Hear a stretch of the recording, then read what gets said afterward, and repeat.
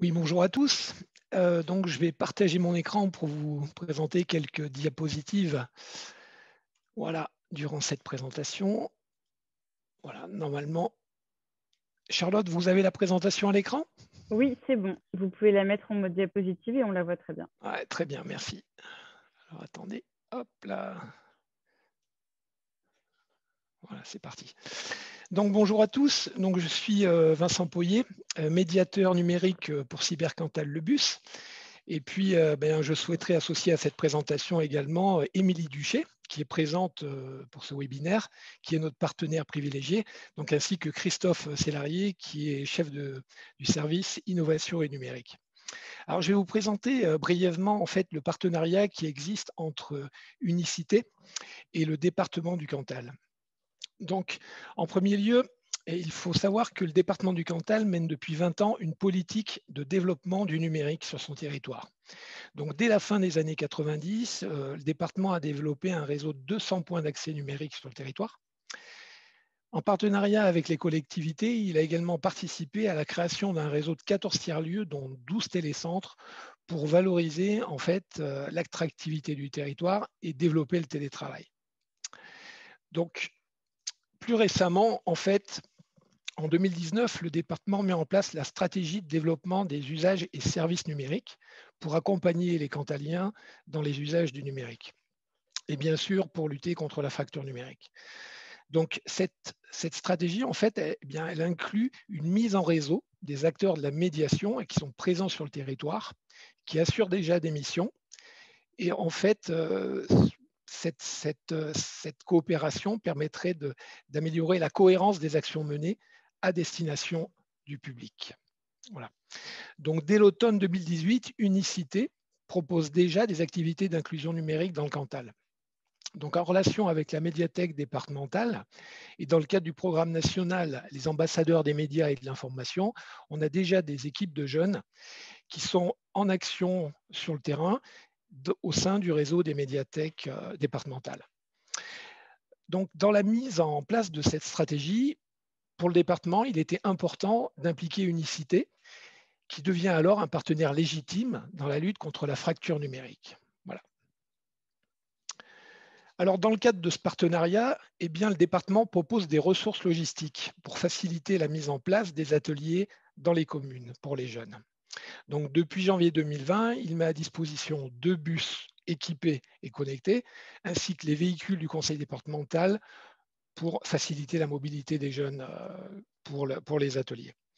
Donc, les jeunes interviennent dans le bus par binôme, 3 jours par semaine. Voilà, et ils sont accompagnés en fait par les animateurs chauffeurs qui, eux, assurent toute la partie intendance des interventions et la préparation logistique des ateliers. Voilà. Alors, les jeunes interviennent également en autonomie, en dehors des actions du bus, déjà. Alors, au total, nous, on a 8 jeunes connectés qui sont impliqués dans la médiation numérique sur le département. Alors, pourquoi un partenariat? Eh bien, d'abord, le département souhaite soutenir et valoriser les actions de médiation qui seront portées par les acteurs locaux du territoire. Donc, il semble important de mettre en avant l'offre qui est proposée par tous ces acteurs. Alors, dans ce contexte d'offre, les jeunes aussi apportent un nouveau service de proximité qui vient compléter l'offre de médiation qui est existante. Et d'autre part, cette offre, elle est tout à fait personnalisée parce qu'elle est délivrée par des jeunes, on y reviendra plus tard.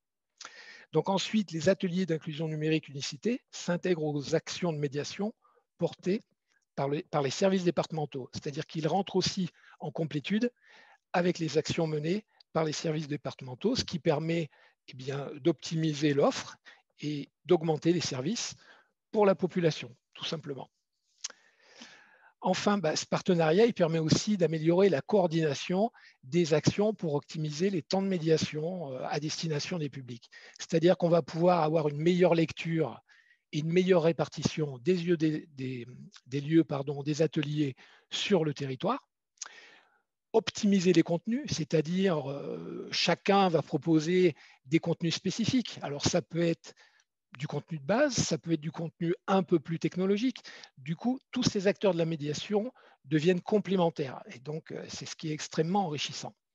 Et puis, il y a autre chose, c'est que sur un territoire qui comporte 246 communes, même si vous avez déjà des offres de médiation, vous ne pouvez pas servir tout le monde. Donc, en fait, ce programme, il vient enrichir l'offre et du coup, eh bien, permettre à plus de personnes d'obtenir un accompagnement et une aide sur le territoire. Alors, un partenariat positif. Alors, malgré le contexte un peu compliqué qu'on a eu ces derniers temps, qui a un petit peu bouleversé tous les programmes et la mise en place des actions, eh bien, on voit bien que ce partenariat est quand même très positif. Alors, comme je vous le disais, même s'il existe des offres de médiation, déjà sur le territoire, les actions d'inclusion des jeunes apportent vraiment un nouveau temps d'écoute et d'attention supplémentaire. Alors, on parle toujours de technologie, on parle toujours de savoir, mais ce qu'il faut savoir aussi, c'est que les temps d'écoute sont aussi importants. C'est-à-dire ce que les gens veulent avant tout, c'est avoir un interlocuteur pour poser leurs questions.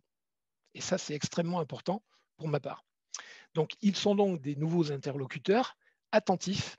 C'est ce que j'ai pu constater, moi, en participant à des ateliers d'unicité. C'est-à-dire qu'ils ne sont pas dans le fait d'envoyer beaucoup d'informations, mais plutôt dans l'écoute, dans l'attention et dans l'échange. Voilà. Donc, ils répondent vraiment à un besoin sur le territoire. Alors, en plus, les jeunes, par leur spontanéité, apportent une dimension qui leur est propre. C'est-à-dire que si vous avez un médiateur professionnel qui a 40 ans, il ne va pas présenter les choses de la même façon qu'un jeune qui a 18 ans, qui est un digital native, qui est impliqué dans la culture numérique. Voilà. Donc la différence d'âge en plus atténue les craintes de mal faire pour les apprenants et de ne pas savoir. Donc les échanges sont facilités, c'est ce qu'on vient de voir. Et ces jeunes partagent également autre chose, c'est qu'ils partagent pas simplement des savoirs, mais aussi la culture numérique. Parce que pour comprendre le numérique, c'est pas simplement assimiler des procédures, c'est de comprendre l'environnement dans lequel on évolue. Et donc ça, c'est une sorte de vulgarisation au sens propre, enfin au sens positif, on va dire. Hein. C'est-à-dire une appropriation facile. Et puis en dernier point, au-delà de l'aspect informatique, les jeunes participent également au développement du lien social sur le territoire. On a vu que numérique et social étaient extrêmement liés, d'accord? Donc c'est extrêmement important, peut-être tout autant que la transmission des savoirs informatiques. Voilà, donc par leur présence et leur échange, ils créent des passerelles intergénérationnelles aussi. C'est ce qui a été évoqué par une des intervenantes. Voilà, en facilitant, c'est du donnant-donnant, c'est-à-dire chaque génération est compétente, et bien là, on a des échanges intergénérationnels sur les savoir-faire et sur les pratiques. Bon, pour conclure, pour être rapide, je peux dire que les actions de médiation déconnectée dans le Cantal sont extrêmement appréciées, extrêmement enrichissantes au sein de la population et entrent parfaitement en complémentarité avec les actions qui sont déjà menées par le département. Voilà,